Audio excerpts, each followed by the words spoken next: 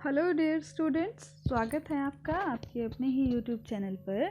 आज की वीडियो में हम बात करने वाले हैं क्लास 9th की साइंस की वर्कशीट नंबर 73 पर। चैप्टर हमारा चल रहा है why do we fall ill. आज चैप्टर में बात करने वाले हैं हम टाइप्स ऑफ डिजीज़ पर, कितनी तरह की बीमारियां होती हैं, है ना। आपने बीमारियों के नाम तो सुने हैं, आप जानते हैं कि एक डिज़ीज़ ये है, एक वो है, कई तरह के डिजीज़ के आपको नाम पता है, लेकिन आप इनको कैटेगराइज करना नहीं जानते हैं, है ना। तो आज हम उसी के बारे में बात करेंगे। आइए शुरू करते हैं। सेम वे में शुरू करेंगे। देखिए, जिज्ञासा और ज्ञान की छोटी सी स्टोरी है। ज्ञान क्या बोल रहा है? जिज्ञासा दीदी, one of my friend took 3 months leave from school to recover from TB, but most of us recover from illness in a few days. Gyan बता रहा है कि उसके किसी एक फ्रेंड को टीबी हो गया और उसने 3 महीने की छुट्टी ली रिकवर होने के लिए। स्कूल से 3 महीने की छुट्टी ली, लेकिन हम लोग जब बीमार होते हैं हम तो जल्दी ठीक हो जाते हैं, इतनी छुट्टी नहीं लेनी पड़ती है। तो ऐसा क्या है ना। तो देखिए जिज्ञासा दीदी क्या बताती है। Gyan, diseases like tuberculosis, diabetes, thyroid, cancer etcetera damage our health badly as they cannot be treated in a few days.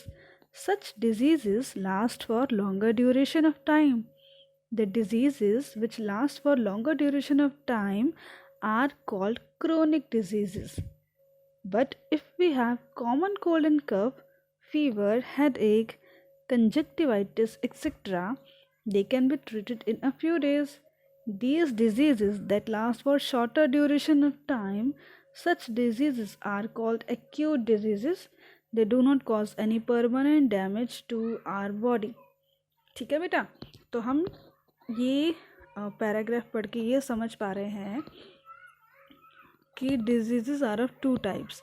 एक होती हैं जो लॉन्ग टर्म तक चलती हैं, लॉन्गर ड्यूरेशन तक लास्ट करती हैं। दूसरी होती हैं जो शॉर्ट टाइम पीरियड तक लास्ट करती हैं। तो जो डिजीज़ लॉन्ग टाइम पीरियड तक लास्ट करेगी उसको हम बुलाते हैं क्रोनिक डिजीज़। ठीक है, जैसे इसमें हो जाएगा TB, thyroid, diabetes, cancer, AIDS, ये भी इसी में आ जाएगा। और एक्यूट डिजीज़ में क्या हुआ, मतलब 2-4 दिन, हफ्ता दिन या ज़्यादा से ज़्यादा 10 दिन इतना ही बीमार रहते हैं तो वो एक्यूट डिजीज़ में आ जाता है। जैसे फीवर हो गया, कफ हो गया, कोल्ड हो गया, हेडेक हो गया, किसी तरह का स्टमक पेन हो गया जो कुछ ही देर के लिए है फिर सही हो जाता है, कंजक्टिवाइटिस हो गया। तो ये कुछ डिजीज़ेस हैं जो शॉर्ट टाइम पीरियड के लिए रहती हैं। शॉर्ट टाइम पीरियड के लिए होगा तो एक्यूट होगा, लॉन्ग टाइम पीरियड के लिए होगा तो क्रोनिक डिजीज़ेस होंगी। अब देखिए, अगर क्रोनिक डिजीज़ है तो हमारी बॉडी लंबे टाइम के लिए जूझ रही है, बीमारी से परेशान है, हम कह सकते हैं कि सफ़र कर रही है ना। और लंबे समय तक अगर कोई इंसान किसी चीज़ से सफ़र कर रहा है तो वो परेशान तो हो जाएगा, साथ में उसकी बॉडी भी काफ़ी वीक हो जाएगी उस परेशानी को झेलते झेलते। और अगर यही परेशानी अगर बीमारी के फॉर्म में है, ये जो हम जो सफ़र कर रहे हैं वो कोई बीमारी है, डिजीज़ है, तो वो कंडीशंस और भी ज़्यादा ख़राब हो जाती हैं। तो अगर हम किसी ऐसी बीमारी से जूझ रहे हैं जो लॉन्ग लास्टिंग है, लंबे समय तक चलने वाली है, जैसे कि थायराइड हो गया, डायबिटीज़ हो गया या टीबी ही हो गया, तो ये बीमारी इंसान को बहुत ज़्यादा वीक बना देती हैं। तो अगर किसी को इस तरह का कोई डिज़ीज़ हो जाता है तो उस इंसान को ज़रूरत है अपना ख़ास ख्याल रखने की। ठीक है बेटा, बहुत अच्छे से ध्यान रखना चाहिए। आपके आस पड़ोस में भी हो सकता है, तो आपको ध्यान रखना है इन चीज़ों का कि आपकी, एक सेकंड, 1 मिनट, हमको ध्यान रखना है कि हम अपना ख्याल खुद रखेंगे। कैसे रखेंगे? अब आप बोल रहे होंगे मैम हमको ऐसे क्यों बोल रही हैं कि हमको हो सकता है। बेटा किसी को भी हो सकती है ना, बीमारी पूछ के तो नहीं आती ना। अब वो पूछेगा तो नहीं बैक्टीरिया आपसे, मैं आपके अंदर आ जाऊं तो आप उसको एंट्री दोगे क्या? तभी आएगा वो तो ऑलरेडी अंदर आ चुका होगा। इंडिया में टीबी का जो परसेंटेज है, या मैं बोलूँ कि जो रेट है, जितना वो अपीयर होता है, ऑब्ज़र्व किया जाता है, वो काफ़ी हाई है। यानी कि अगर मैं दूसरे सेंस में बोलूँ कि इंडिया में टीबी इतना ज़्यादा फैल चुका है कि वो हमारी पॉपुलेशन में हर इंडिविजुअल के अंदर उसका बैक्टीरिया है, लेकिन आप तब तक बीमार नहीं होंगे जब तक आपकी इम्यूनिटी वीक नहीं होगी। ठीक है बेटा, तो बैक्टीरिया तो सबके अंदर है, लेकिन फिर भी हम खुद को बचा सकते हैं, डिजीज़ को प्रिवेंट कर सकते हैं, अपने तक आने से रोक सकते हैं। वो कैसे? अपनी इम्यूनिटी का ध्यान रखकर। अब वही इम्यूनिटी, वही बात आ गई ना कि इम्यूनिटी कैसे अच्छी होगी। इम्यूनिटी अच्छी तब होगी जब आप बहुत अच्छी डाइट लेंगे, मल्टीविटामिन्स लेंगे, मल्टीविटामिन्स की टैबलेट्स कैप्सूल्स नहीं लेंगे, नेचुरल फूड से ऑब्टेन करिए तो वो ज़्यादा अच्छा है। तो आपको मल्टीविटामिन्स लेने हैं। विटामिन आपको पता है ना, डिजीज़ फाइटिंग फूड होता है, तो ये हमको बीमारियों से बचाते हैं विटामिन। तो विटामिन, मिनरल्स, प्रोटीन, कार्बोहाइड्रेट सब लेना है, बैलेंस डाइट लेनी है और विटामिन भी खूब लेना है। तो इन सब चीज़ों का अगर आप ध्यान रखेंगे, थोड़ा साफ़ सफाई का ध्यान रखेंगे, थोड़ा सा सैनिटाइजेशन का ध्यान रखेंगे, थोड़ी सी दूरी बना के रखेंगे, सोशल डिस्टेंसिंग का ध्यान रखेंगे, तो हम खुद को बचा सकते हैं बीमार होने से, है ना। तो इन चीज़ों का ध्यान रखेंगे तो हम खुद को प्रिवेंटेड रख सकते हैं, हम बचे रह सकते हैं। तो इन सब चीज़ों का ध्यान देना है आपको। आपके आसपास हो सकता है कोई पेशेंट, या हम खुद भी हो सकते हैं, तो अगर हमको है तो हमें ध्यान रखना है कि दूसरे तक ना पहुँचे, और हमको नहीं है तो हमें ध्यान रखना है कि हम तक ना पहुँचे। ठीक है बेटा, अपना ध्यान खुद रखना है। चलिए आगे बात करते हैं हम। आगे देखिए, एक सेकेंड, आगे है हमारा on the basis of transmission. अभी तो हमने बात कर ली ड्यूरेशन के बिहाव पर। ड्यूरेशन के बिहाव पर we can say that there are 2 types of diseases, एक है क्रोनिक और दूसरी है एक्यूट। Chronic and acute. तो chronic is the longer lasting and acute is short lasting. अब लेकिन अगर मैं ट्रांसमिशन के बिहाव पर बोलूँ, ट्रांसमिशन आप समझ रहे होंगे कि ट्रांसमिट होता है, यानी एक से दूसरे को जा पा रही है या नहीं। तो disease can be categorised in 2 types. इस तरह से भी डिजीज़ को 2 टाइप्स में कैटेगराइज किया जा सकता है। पहला क्या हो गया? Communicable disease. नाम से ही समझ आ रहा है कम्युनिकेबल, जिनका कम्युनिकेशन आसान है, यानी कि एक से दूसरे इंडिविजुअल को ईजिली पास ऑन हो जाती हैं। दूसरी है नॉन कम्युनिकेबल, जो एक से दूसरे को पास ऑन नहीं होती।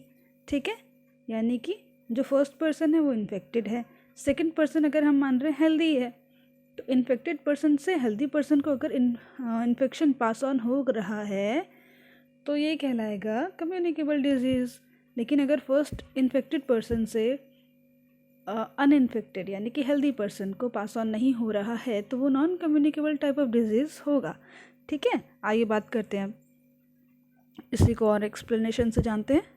Communicable disease, the diseases that transmit from person to person are called communicable or the infectious diseases. These are caused by some microbes called pathogens. These diseases are spread by air, water, or from infected person to healthy person. Based on their causative agent, these diseases can be categorized as, अब ये disease का agent क्या है? Agent means कौन main agent है, कारक है, factor है जो रिस्पॉन्सिबल है डिजीज़ कॉज करने के लिए। मीन्स इट में बी बैक्टीरिया, इट में बी वायरस, प्रोटोजोआ, फंगी, कुछ भी हो सकता है।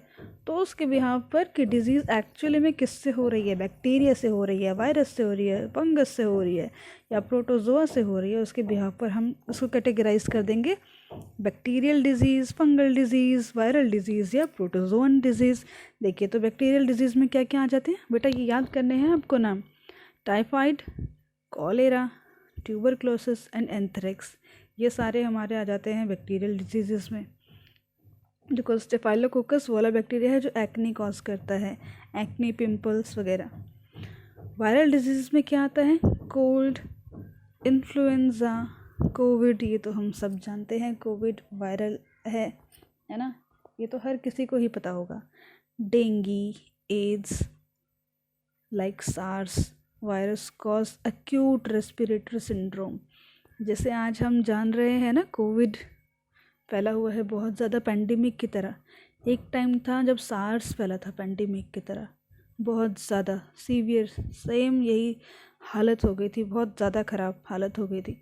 तो आप समझ सकते हैं ये जो बीमारियां बेटा नई बीमारी उठ के आती है तो हमारे पास उसका इलाज नहीं होता, इलाज ढूंढते ढूंढते हमको टाइम लग जाता है। तो इतने समय में उस एजेंट को टाइम मिल जाता है खुद को फिक्स करने का या जमाने का, फिक्स हो जाता है वो। और उसमें काफ़ी म्यूटेशंस हो के आपने सुना ही होगा ना, अभी इंग्लैंड में मिला है ना VIU20 variant found in UK 2020। ये कोविड का ही नया फॉर्म है, कोविड का ही नया फॉर्म है VIU20। तो इतने समय से आपने म्यूटेशन पढ़ा है? अभी नहीं पढ़ा। देखिए, जब ऑर्गेनिजम्स अपनी कॉपी फॉर्म करते हैं अपनी प्रोजेनी में, अपनी प्रोजेनी में आगे ट्रांसमिट करने के लिए, तो हमारे DNA में कुछ चेंजेस होते हैं। तो देखिए, मान लीजिए ये पेरेंट है। अब पेरेंट और जो चाइल्ड है वो सिमिलर दिखते हैं, है ना? कैसे दिखते हैं? क्योंकि पेरेंट का DNA आता है चाइल्ड के पास, तो पेरेंट अपना पूरा DNA चाइल्ड को नहीं देते, हाफ देते हैं। अभी हम मोटा मोटा समझेंगे, ठीक है? ये हमारा DNA था, मान लेते हैं पेरेंट का, तो पेरेंट ने अपना हाफ DNA चाइल्ड को दिया। तो हमारे पास 2 पेरेंट्स हैं ना, पेरेंट 1 पेरेंट 2, मम्मी और पापा। ये मान लीजिए पापा हो गए, ये मान लेते हैं मॉम हो गई, ठीक है? तो जैसे पापा के पास 2 क्रोमोसोम थे उसी तरह मम्मी के पास भी 2 क्रोमोसोम थे। तो पापा ने अपना दो DNA था, DNA का डबल हेलिकल होता है, यानी कि ये ज़्यादा कंफ्यूजिंग हो जा रहा है आई थिंक। देखिए, ये हमारा DNA है, तो ये आपको 2 स्ट्रैंड्स दिख रहे हैं, 2 धागे जैसे, इसको हम बुला रहे हैं डबल हेलिक्स। तो ये मैंने खोल के रख दिया, मान लो, ठीक है? अगर ये हमारा DNA है या क्रोमोसोम्स के सेट हैं, तो ये क्रोमोसोम का आधा सेट तो पापा ने दिया चाइल्ड को, उसी तरह क्रोमोसोम का आधा सेट मम्मी ने दिया चाइल्ड को। जब दोनों आधे आधे मिले तो पूरा हो गया, सेट पूरा हो गया। पापा के पास 23 पेयर्स थे, मम्मी के पास भी 23 पेयर्स थे, मम्मी के पास भी 23 पेयर्स थे। तो मम्मी ने 23 पेयर में से पेयर जोड़ा था ना, 23 का जोड़ा था, यानी कि 23 और 23। इसी तरह पापा के पास भी 23 और 23 थे, तो एक 23 ये वाला दे दिया, गैमीट में दिया है, पेरेंट्स का खुद का लूज़ नहीं हुआ है, ठीक है? तो इस तरह से हमारे पास जो चाइल्ड है उसके पास 23 और 23 यानी कि 23 पेयर आ गए। तो इस तरह से पेरेंट्स के क्रोमोसोम्स या पेरेंट्स के जीन्स बच्चों तक आ गए। अब तो पेरेंट्स और बच्चे में सिमिलैरिटी इसीलिए होती है क्योंकि बच्चों को पेरेंट्स के जीन्स मिलते हैं, ठीक है? तो ये जब जीन्स आगे जाते हैं कई बार इनमें चेंजेस हो जाते हैं। जब हमारा DNA अपनी कॉपी बनाता है आगे भेजने के लिए, चिल्ड्रन तक भेजने के लिए, तो DNA में कई बार थोड़े बहुत चेंजेस आ जाते हैं। तो अगर वो चेंजेस बहुत ज़्यादा हो जाएं, बहुत मतलब जनरेशन्स आगे बढ़ती जाएं और बहुत सारे चेंजेस होते जाते हैं, तो कुछ नया सा बन जाता है। ऐसा ही हो रहा है कोविड में वायरस के साथ। जब वो अपनी कॉपी फॉर्म कर रहा है इतने समय से, देखिए आप, उसका जो रिप्रोडक्शन का टाइम पीरियड है वो बहुत छोटा है, उसका लाइफ स्पैन हर एक वायरस का देखें तो जो वो अपने लाइफ स्पैन में कई सारे वायरसेस प्रोड्यूस कर रहा है ना? और बहुत जल्दी जल्दी कर रहा है, यानी कि जल्दी जल्दी इसमें चेंजेस आ रहे हैं इसके DNA में, तो कुछ हर नेक्स्ट लेवल पर कुछ नया बनकर तैयार हो जा रहा है। अगर आपको ये सारी बातें समझ नहीं आ रही होंगी तो प्लीज़ इग्नोर कर देना, ठीक है? और अगर समझना चाहते हो तो मैं अलग से समझा दूँगी, मुझको बता देना, ठीक है? अभी मैं इसको ड्रॉप करती हूँ, ये बहुत ज़्यादा खिंच रहा है, इसको ड्रॉप करते हैं। तो होता क्या है, जब जीन्स में बहुत ज़्यादा चेंजेस हो जाते हैं तो कुछ नया बन के आ जाता है। वही हो रहा है कोविड के साथ, जो VIU तैयार हुआ है वो कोविड से ही हुआ है, ठीक है? चलिए, तो बैक्टीरियल डिजीज़ होगी, वायरल डिजीज़ होगी, आगे बात कर लेते हैं फंगल डिजीज़ की। फंगल में क्या आगे, जैसे कि हम स्किन पे इन्फेक्शन हो जाते हैं ना, रैशेस जैसे हो जाते हैं, और इवन डैंड्रफ भी वही है। और वो दाँत खाज खुजली वगैरह होता है ना, सुना है आपने? जिस रिंग वॉर्म से होता है। दाद जो इस तरह से रेड रेड सा एक सर्कल सा फॉर्म कर देता है, वो रैशेस जैसे हो जाते हैं स्किन पे, वो दाद। मेरे को उसका इंग्लिश टर्म याद नहीं आ रहा अभी, दाद बुलाते हैं ना, वो भी फंगस से ही होता है, वो फंगल इन्फेक्शन है। अगला है प्रोटोजोआ इन्फेक्शन या प्रोटोजोअन डिजीजेस। तो malaria, kala azar, like plasmodium vivax protozoa causes malaria. अब ये जो प्लाज्मोडियम है ये एक प्रोटोजोआ है और इसकी कई सारी फॉर्म्स हैं जो मलेरिया कॉज करती हैं, जिसमें से एक है वाइवेक्स प्रोटोजोआ। लीशमैनिया जो कि काला अज़ार कॉज करता है, ये आपको याद रखने हैं प्रोटोजोआ के नाम और वो कौन सी डिजीज़ कॉज करते हैं, ये आपको याद होना चाहिए। ये डायरेक्ट पूछा जाता है कि कौन सा ऑर्गेनिज्म कौन सी डिजीज़ कॉज करता है। जैसे पूछ लेंगे कि टीबी कौन कॉज करता है, बैक्टीरिया या वायरस। फिर पूछ लेंगे अच्छा उस बैक्टीरिया या वायरस का नाम बताइए जो टीबी कॉज करता है। इस तरह से तो आपको याद होना चाहिए। चलिए आगे बात करते हैं नॉन कम्युनिकेबल डिजीजेस। देखिए, the diseases that do not transmit from person to person like high blood pressure, diabetes, cancer, cataract etcetera are called non communicable diseases. These are also called non infectious diseases. ये diseases जो एक infected person से healthy person तक नहीं पहुंचता, उसको हम non communicable diseases बुलाते हैं, है ना। और यहाँ पे कोई ज़्यादा खतरा भी नहीं होता, खतरा होता है कम्युनिकेबल डिजीज़ में।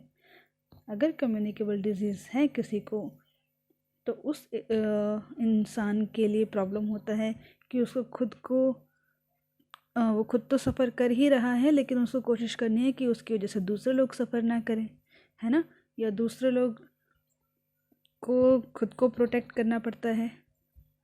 तो इन सब बातों का हमको ध्यान देना पड़ता है। तो नॉन कम्युनिकेबल डिजीज़ का पेशेंट अगर हमारे आसपास है तो कोई घबराने वाली बात नहीं है, आपको उससे किसी भी तरह का इन्फेक्शन नहीं आने वाला।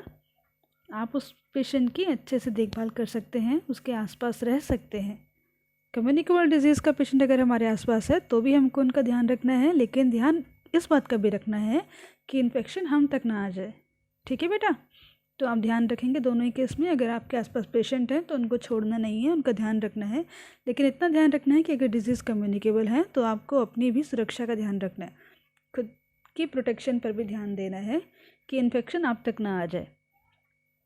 उसके लिए आप ध्यान रख सकते हैं, जैसे आप PPE किट आ रही है ना कोरोना से बचने के लिए, इसी तरह से कम्युनिकेबल डिजीज़ में हम अगर पेशेंट्स के सामने जा रहे हैं तो mask kit, PPE kit, sanitiser वगैरह यूज़ करेंगे ताकि हम तक इन्फेक्शन ना पहुँचे। Non communicable diseases are caused by unhealthy lifestyle. अब देखिए, जो नॉन कम्युनिकेबल डिजीज़ेस हैं, कम्युनिकेबल तो हमारा बेटा इन्वायरमेंट में वाटर के थ्रू, एयर के थ्रू, फूड के थ्रू आ जाता है, लेकिन नॉन कम्युनिकेबल डिजीज़ अगर है तो वो तो हमारे अनहेल्दी लाइफस्टाइल की वजह से है। यहाँ पे मेजर रिस्पॉन्सिबिलिटी आपकी खुद की ही है। तो improper functioning of some internal organs और ग्लैंड्स देखने को मिलता है। अगर हमारा अनहेल्दी लाइफस्टाइल है तो हमारे जो बॉडी ऑर्गन्स हैं, ग्लैंड्स हैं, उनकी फंक्शनिंग बिगड़ जाती है, इम्प्रॉपर हो जाती है, न्यूट्रिएंट डेफिशिएंसी हो जाती है, तब जाके इस तरह की कुछ डिजीज़ेस हो जाती हैं। एजिंग एंड अदर फैक्टर्स हो सकते हैं। एज तो अल्टीमेटली फैक्टर है ही, तो आप क्योंकि हम एज्ड नहीं है ज़्यादा तो हमको ध्यान रखना है। एजिंग की वजह से तो हमको डिज़ीज़ अभी नहीं हो सकती। अगर हमको डिज़ीज़ हो रही है अभी तो हमारी लाइफस्टाइल की वजह से हो रही है, इम्प्रॉपर लाइफस्टाइल की वजह से हो रही है। तो हमको ध्यान रखना है कि हमारा लाइफस्टाइल इम्प्रॉपर नहीं होना चाहिए, गुड लाइफस्टाइल होना चाहिए, हेल्दी लाइफस्टाइल होना चाहिए, जिसमें आप एक्सरसाइजेस को इंक्लूड कर सकते हैं, गुड डाइट को आप इंक्लूड कर सकते हैं, और आपके आसपास क्लीनलीनेस होना चाहिए, गुड सैनिटाइजेशन होना चाहिए, एक्सेट्रा।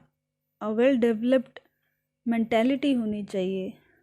मेंटालिटी अच्छी नहीं होगी तो बिना बात के चीज़ों पे गुस्सा आएगा, ख़राब लगेंगी चीज़ें, स्ट्रेस लोगे, प्रेशर लोगे, अपने आप बीमार हो जाओगे।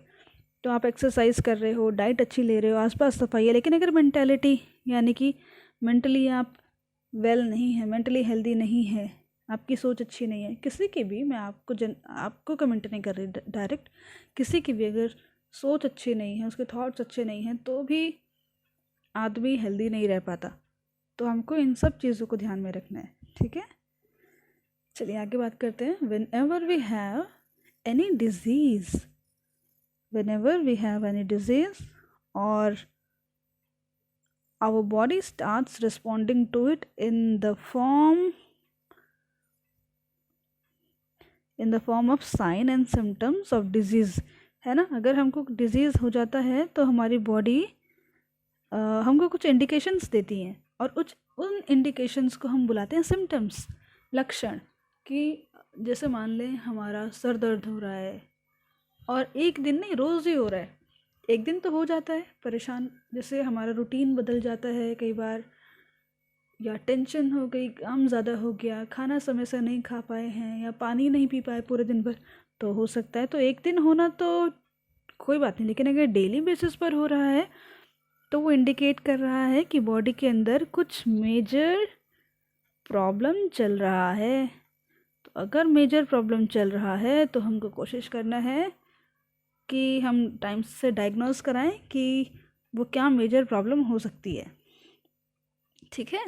तो देखिए, for example headache, loose motions, cough and fever are some of the symptoms of COVID, and swelling in neck in a symptom of goitre disease. Goitre आपको पता है ना, गले में सूजन हो जाती है, हमारा जो थायराइड ग्लैंड है वो सूज जाता है, फूल जाता है। किस लिए? जब हमारे फूड में आयोडीन की सफिशेंट क्वांटिटी नहीं होती, तो वो जो ग्लैंड है वो आयोडीन के प्रेजेंस में काम करता है। तो जब उसको आयोडीन नहीं मिलता तो आयोडीन की सर्च में, जैसे जड़ें पानी की खोज में बढ़ने लगती हैं, उसी तरह जो थायराइड ग्लैंड है वो आयोडीन की सर्च में बड़ा होने लगता है कि शायद आसपास आयोडीन मिलेगा। तो बड़ा होते होते वो काफ़ी बड़ा हो जाता है, इसलिए गॉइटर हो जाता है। The tissue of the organs which is affected starts malfunctioning and gives signs of symptoms of the disease। अब जो ऑर्गन या जो बॉडी पार्ट को अफेक्ट हो रहा है, जहाँ पर न्यूट्रिएंट की कमी हो रही है, या जहाँ पे वो डेफिशिएंसी ऑब्जर्व की जा रही है, वो जो बॉडी ऑर्गन होगा वो अफेक्ट होगा, तो हमको वहाँ उसके आसपास कुछ सिम्टम्स नज़र आएंगे, है ना। जो फंक्शनिंग है वो इम्प्रॉपर नज़र आएगी। तो उसके बिहाफ पर हम पता लगा सकते हैं कि क्या डिज़ीज़ शायद हो सकती है। तो हम सिर्फ अंदाज़ा लगा सकते हैं, कम्प्लीटली डायग्नोस तो डॉक्टर ही करेंगे, क्लिनिक में ही कराया जाएगा। तो आप खुद से डायग्नोस करके ट्रीटमेंट लेने की कोशिश ना करें जब तक डॉक्टर ना बताएं, ठीक है। अगर आपको कुछ भी दिक्कत लगता है जो लॉन्ग टर्म आपके साथ चल रहा है, बहुत दिन हो गए हैं, ठीक नहीं हो रहा है, तो आपको तुरंत ही डॉक्टर को दिखाना चाहिए, ताकि आपकी परेशानी को जल्दी ही ठीक किया जाए, ठीक है बेटा। तो अपना ध्यान रखेंगे, एक्सरसाइज को अच्छे से रिवाइज कर लेंगे, कोई डाउट होगा तो पूछ लेंगे। ये जो मैंने वायरस का पूरा साइकिल में समझा रही थी, ये समझ नहीं आता तो इस पर ध्यान देने की ज़्यादा ज़रूरत नहीं है, ये आप 10th में अच्छे से पढ़ेंगे, ठीक है। थोड़ा बहुत मोटा मोटा समझ आ जाना चाहिए कि पेरेंट्स से चाइल्ड को जाते हैं जीन्स, और जब जीन्स चाइल्ड में जाते हैं तो उनमें थोड़े बहुत मॉडिफिकेशंस हो जाते हैं। तो ऐसे ही देखो, कोरोना की तो लाइफ साइकिल बहुत छोटी है ना, बड़ी जल्दी जल्दी, देखो ये C1 C2 C3 मान लेते हैं, तो हर नेक्स्ट लेवल पे बहुत जल्दी जल्दी हमको नेक्स्ट जनरेशन्स देखने को मिलती हैं।